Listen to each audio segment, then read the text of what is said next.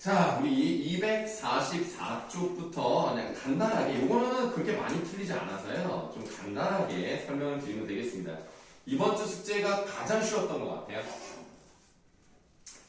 자, 우선 우리가 244쪽에 가문단을 보시면은, 과연 우리 유교 전통의 봉건 사회에서 자유로운 직업 선택의 기회가 있었을까? 아니라는 거죠. 그럼에도 불구하고 직업윤리라는 것은 있었다.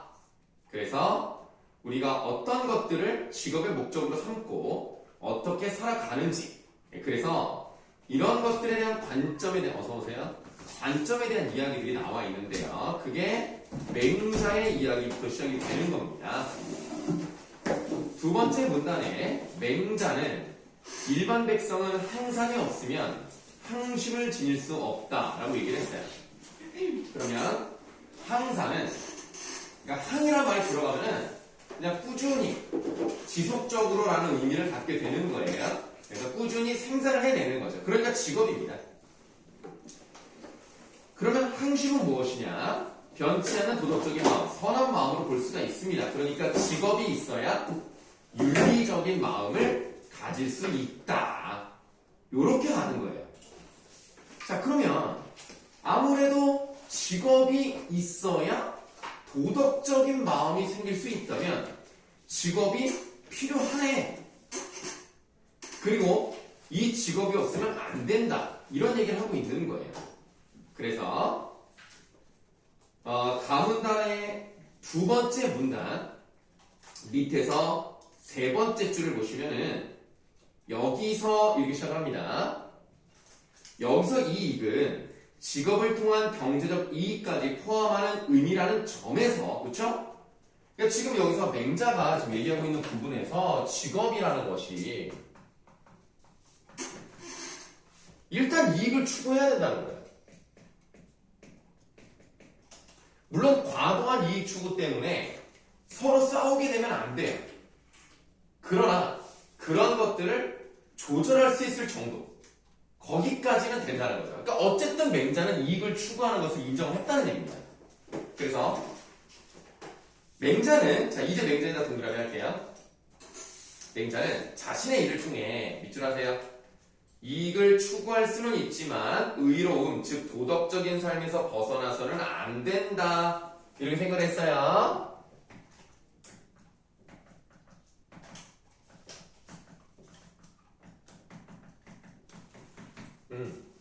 자, 이익은 추구하되 선을 넘으면 안 된다. 이 얘기를 하고 있습니다. 그러면 이 직업을 어떻게 선택을 해야 하는가? 도덕적 삶에 맞는 직업을 선택을 해야 되겠죠. 그래서 예로 갑옷을 만드는 사람과 창을 만드는 사람 둘 중에서 창이 아니라 화살이죠. 갑옷을 만드는 사람이 더 의미가 있다. 이렇게 생각을 한 거예요. 사람의 목숨을 보호하는 거니까요. 그래서 이제 우리가 어떤 직업 윤리를 가지게 된다라는 얘기를 맹자는 하고 있는 겁니다. 자, 나무단 볼까요? 자, 나무단에서 전국시대의 유교 철학에서 맹자와 상반된 입장에 있던 대표적인 인물이 순자입니다. 일단 순자 네모 해놓으세요. 그러면 일단 맨 첫 부분에서는 맹자와 반대되는 입장이 나온 거예요. 그러나 이 글 전체적으로 보시면 나무단에 대조되는 부분은 여기 하나밖에 나오지 않습니다. 이것이 전체적으로 대조적인 느낌으로 가는 건 아니기 때문에, 그래서 대조의 서술 방식으로 전체를 끌어간다고 말하면 좀 부족해요. 처음에만 좀 잠깐 나와 있는 거예요. 자, 맹자는 인간의 본성과 욕망을 구분하고 타고난 선한 마음이 보존될 수 있도록 욕망을 적게 가질 것을 강조했어요. 그러나 순자는 욕망을 인간의 본성이자 인간 활동의 기본 동력으로 생각을 했기 때문에 사람들에게 본성적으로 존재하는 욕망을 없앨 수가 없어요. 그러니까 이게 요즘에 더 맞는 것 같아요. 요즘에 없애거나 줄이는 것은 바람직하지 않다고 보았습니다. 오히려 인간의 욕망 추구를 긍정했어요. 그래요. 순자는요, 욕망 추구를 긍정했습니다. 그러면서 밑줄 직업에서의 노동을 통해 재화를 생산하고 이익을 얻음으로써 욕망을 충족시킬 수 있다고 주장을 했어요. 욕망 추구를 인정을 했기 때문에 그 안에는 뭐가 들어가는 거예요? 결국 이익을 추구하는 것까지 들어가는 거예요. 사람이 돈을 벌고 싶잖아. 당연히 욕망을 추구하고 싶으면 돈을 벌어야지. 그러면 직업을 통해서 이익을 추구할 수 있으면 욕망을 추구할 수 있다는 겁니다. 다시 말하면 맹자와 순자는요, 이익을 추구할 수 있다는 점에서 공통점을 가지고 있다는 겁니다. 다만 어느 정도의 선을 지켜야 된다. 요거의 차이거든요. 자, 그러면 바로 갈게요. 자, 1번 문제입니다. 간어에 대한 설명으로 가장 적절한 것을 골라보라 그랬어요. 자, 그러면 답은 1번이죠. 네, 맹자의 말을 인용하면서 직업에 대한 맹자의 생각을 설명하고 있다. 여기 맞고요. 자, 3번을 고른 사람이 있죠.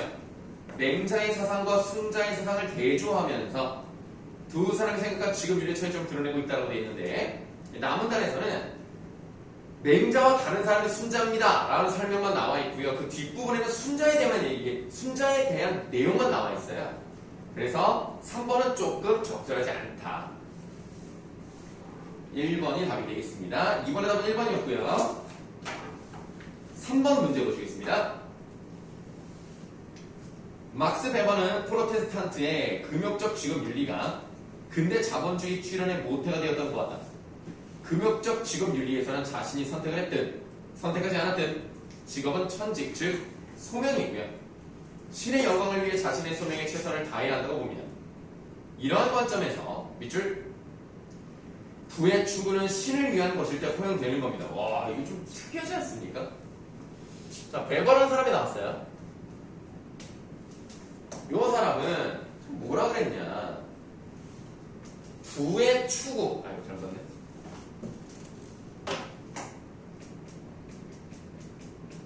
부의 추구는 다른 말로 하면 뭐예요? 이익 추구죠. 돈을 버는 거니까. 이익 추구를 하지 말라는 건 아니에요. 다만 언제만 가능하다? 신을 위할 때만. 좀 웃기긴 하죠. 자기의 목적이 아니라 그냥 신을 위해서 돈을 벌 수 있다는 거예요. 개인의 욕망을 위한 부의 추구는 허용하지 않습니다. 프로테스탄트의 금욕적 직업 윤리는 밑줄 현세에서 부의 불평등한 분배조차 신의 섭리로 보고 이를 수용해야 한다는 인식을 사람들에게 심어주었습니다. 이거 웃기네. 불평등이 다 어디에서 오는 거예요? 신의 섭리에서 오는 거예요.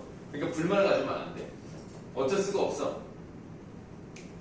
자, 그럼 적절하지 않은 것을 골라보라고 그랬습니다. 자, 2번 보세요. 가에 나타나는 맹자의 관점에서 부의 불평등한 분배에 대해 인정하는 프로테스탄트의 금욕적 직업 윤리는 일단은 여기까지는 뭐 맞는 말입니다. 부의 분배가 정의롭게 이루어지지 않는다는 것을 간과한 것이겠군 이라고 되어 있는데요.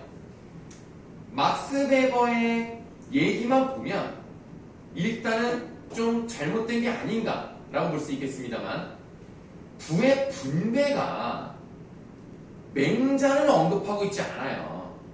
그냥 이 부분 자체가 없어요. 직업 윤리, 어떤 직업을 가져야 된다, 부를 어떻게 나눠야 된다 이런 내용은 없어요. 그래서 2번이 답이 되는 겁니다. 자, 보기 5번을 고른 사람들이 있습니다. 가의 맹자, 나의 순자, 보기의 프로테스탄트의 금욕적 직업 윤리 모두 자신의 직업에서 이익을 추구하는 거 인정한다. 맞죠? 이익 추구, 부의 추구 가능합니다. 물론 베버는 개인적 욕망의 이익 추구는 아니지만 신을 위한 이익 추구는 가능하기 때문에 인정하고 있다는 것은 맞아요. 3번에 2번이 답이 되겠습니다. 간단하죠? 자, 다음 주제통합 6번으로 가시겠습니다. 이제 문제가 5개밖에 안 되고 여기 있는 학생들이 4명, 아니 지금 이제 5명인데 다 맞은 문제가 하나밖에 없어요. 이게 어찌 된 일이죠? 자, 좀 설명 한번 해보도록 하겠습니다.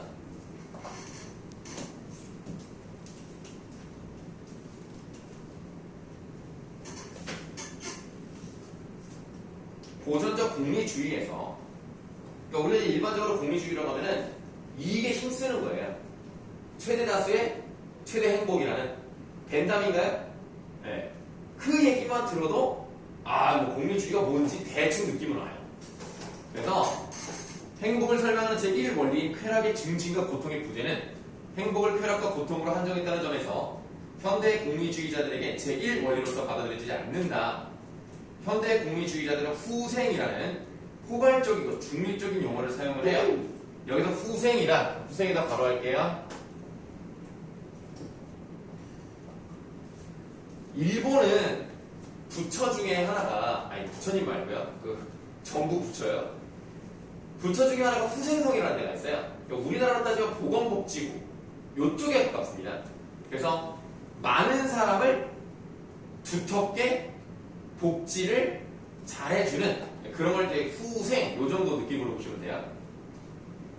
후생이란 사람들에게 자신의 삶을 살아갈 가치가 있도록 만들어주는 어떤 것을 의미합니다. 그리고 이 후생의 영향을 받는 대상은 그 행위에 의해서 영향을 받는 모든 사람들 혹은 관련된 모든 대상들. 모든이란 말이 2번 들어갔어요. 그러면 여기에서 현대 공리주의는 후생의 영향을 받는 대상의 범위가 어디까지인가 이겁니다. 그러니까 영향을 받는 모든 사람들은 알겠어. 그럼 어디까지 영향을 받느냐고요. 좀 그 얘기죠. 내 거 아니지?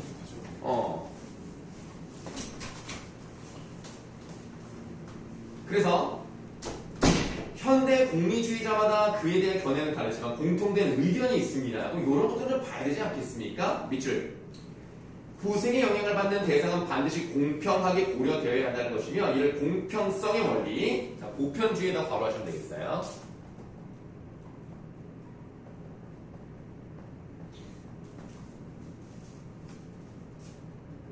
왜 그랬을까? 바람 들어와. 바람 들어서 추워? 아니, 들어왔으면 좋겠어요. 더 들어왔으면 좋겠다고?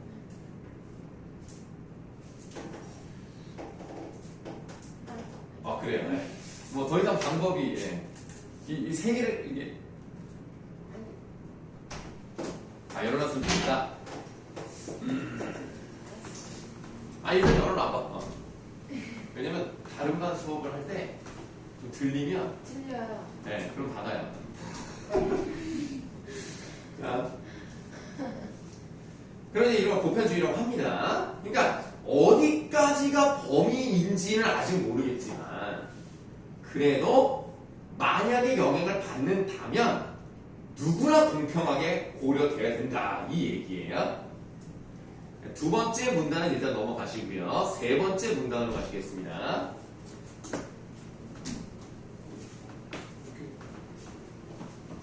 자, 보편주의가 후생의 대생에 관한 논의였다면 총합주의는 후생의 선택에 관한 논의입니다. 총합주의 바로 아세요?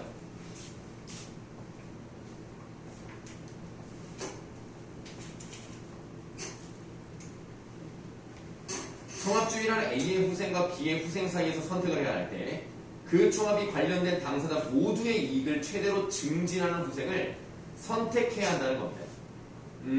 그러니까 보편주의는 누구나 공평하게 그 혜택을 받아야 되는 거고요.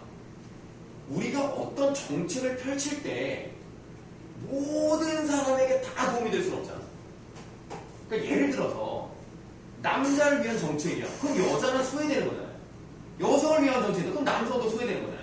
그러니까 만약에 둘 중에 하나를 선택해야 된다면 어떤 것의 크기가 더 큰가? 이 둘 중에 하나를 선택해야 된다면 그렇게 해야 된다는 얘기예요. 만약에 그 둘 중에 뭐 B를 선택을 했어. 그 B에 해당하는 모든 사람들은 공평해야 돼. 그거는 맞아. 하지만 그거를 아예 받지 못하는 사람들이 있다면 어쩔 수 없이 큰 걸 선택해야 된다. 요 얘기예요. 자, 그래서 이제 그 다음 문단으로 가겠습니다. 따라서부터 읽을게요. 따라서 현대 공리주의자들은 후생의 최대 합계량, 도덕 판단, 선호의 순서, 만족의 상태를 대략적으로 비교하여 선택하는 것만으로도 가능하다고 주장합니다. 현대 실험 심리학, 신경과학에 몸담고 있는 철학자인 그린은 행복을 측정하는 것은 쉬우나 행복을 최대한 정확하게 측정하는 것은 어렵다고 말하죠. 우리가 누군가에게 맞아요. 이건 행복하진 않잖아요. 맞으면서 행복을 느끼는 사람이 있을 수는 있겠습니다만 일반적으로 그렇지 않으면 그거는 행복이 하지 않다. 요 정도 측정할 수 있어요. 또는 내가 좋아하는 음식을 먹어. 행복하잖아. 다만 얼만큼 행복한가? 밥을 먹는 게 행복한가? 잠을 자는 게 행복한가? 그거를 측정하기가 어렵다는 거예요. 즉 대략적인 계산에 의한 후생의 총합이 공리주의가 요구하는 수준의 후생 계산으로 충분하다는 겁니다. 이 정도면 충분하다는 걸 정확하게 몰라도 돼요. 이렇듯 현대 공리주의는 관련된 모든 대상의 이해관계를 공평하게 고려하고 밑줄 모두의 이익을 최대로 증진하는 후생을 선택하는 겁니다. 모두란 말이 나왔어요. 모두. 그 대상 모두 이익이 증진돼야 된다. 모두라 없어요. 모두. 자, 나보다 보죠. 지금 이번에 우리가 숙제로 나갔던 게 약간 그 인문 철학 쪽 뭐 이쪽이잖아요. 그래서 5번하고 6번하고 좀 약간 비슷한 그런 테두리 안에 있는 것 같아요. 나무단에 이제 묵자가 나왔습니다. 네, 뭐 사람 이름이니까 일단 묵자에다 내모하시고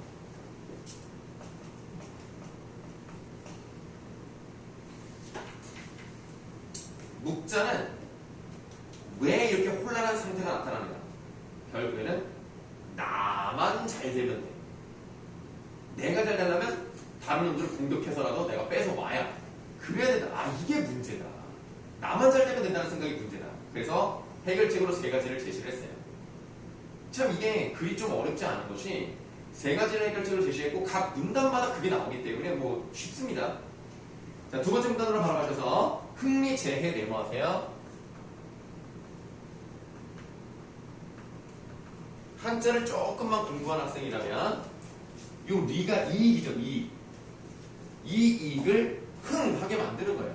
이익을 크게 만들고 재해, 해로운 걸 빼는 거예요. 없애는 거예요. 제거. 그럼 말만 보면 대충 무슨 말인지 알겠어요. 그리고 밑줄 모든 사람들에게 이 이익을 가져오게 하는 것을 일으키고 해로운 것을 제거해 나가는 것이었다. 여기서 이와 해는 행위의 결과인 거예요. 지금 여기서 무슨 말이 나왔어요? 모두, 물론 모든이지만 모두란 말이 나왔죠? 똑같이 나왔어요. 좀 두 개. 자, 그 다음에 지금 밑줄 친 끝부분에 뭐라고 돼 있어? 행위의 결과로 라고 돼 있어요. 그럼 우리가 뭘 생각할 수 있습니까? 동기는 고려되지 않은 거예요. 내가 나쁜 마음을 먹었는데 오히려 다른 사람이 이롭게 됐어요. 그럼 좋은 거야. 나는 얘를 때리려고 그랬는데 오히려 걔가 더 잘 됐어. 그러면 이건 좋은 거예요. 약간 애매하죠. 도덕적으로 말했을 때 과연 이것이 올바르다고 말할 수가 있는가? 요거를 생각해 봐야 된다는 거죠. 근데 그런 얘기는 없고 결과에 이득을 주면 좋은 거고요. 해로움을 주면 나쁜 거예요. 그렇게 얘기를 하죠. 그러면 그 흥미제를 이루기 위해서는 또 어떤 덕목이 필요한가? 그게 다음 문단에 있는 그가 제시한 겸해는 사회 질서의 확립을 위한 인간 윤리 규범이면서 실천해야 할 덕목이었다. 겸에는 겸에 바로 하세요. 이것도 이제 우리가 한자를 좀 안다면 이 겸이라는 게 뭐 그런 거 있잖아요. 뭐 어떤 사람이 모모 겸 모모 해가지고 뭐 두 가지 직책을 다 맡고 있는 경우 있잖아요. 국장 겸 과장 뭐 이런 식으로. 근데 겸이라는 것은 뭔가의 같이 함께 이런 느낌이거든요. 한자만 보더라도 함께 살아간다, 뭐 다 같이 살아간다, 뭐 이런 느낌이잖아요. 자, 근데 이 말이 조금 어려운 게 이렇게 할게요. 겸에는에서 사선 거두세요. 겸에는 하고 이제 겸에는 이제 끝났어. 그 다음부터 다른 얘기야. 자기 가족에 대한 사랑을 그 밖의 사람들에 대한 사랑보다 우선시하면서 자신과 얼마나 가까운 사람인지에 따라 사랑의 질을 달리하는 차별, 즉 별애의 상대적 개념이다. 자, 별애는 세모할게요. 자, 우리가 겸애는하고 끊었고요. 그 뒤부터 전부 다 뭐예요? 별애에 관련된 설명인 거예요.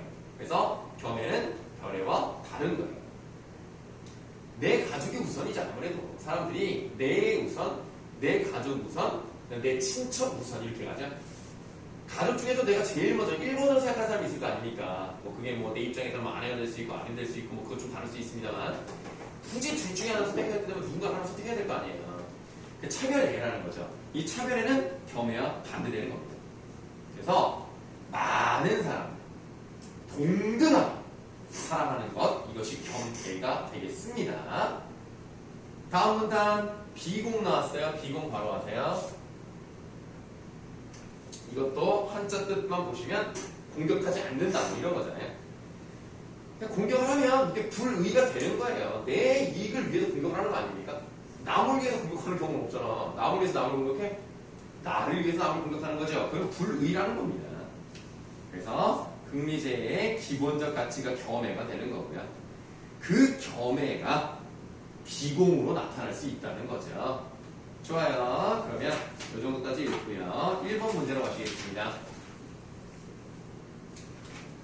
가나에 대한 설명으로 가장 적절한 것을 골라보라고 했습니다. 1번 보세요. 가와는 모두 특정 주장과 그에 반대되는 입장을 대조하고 있다고 되어 있는데요.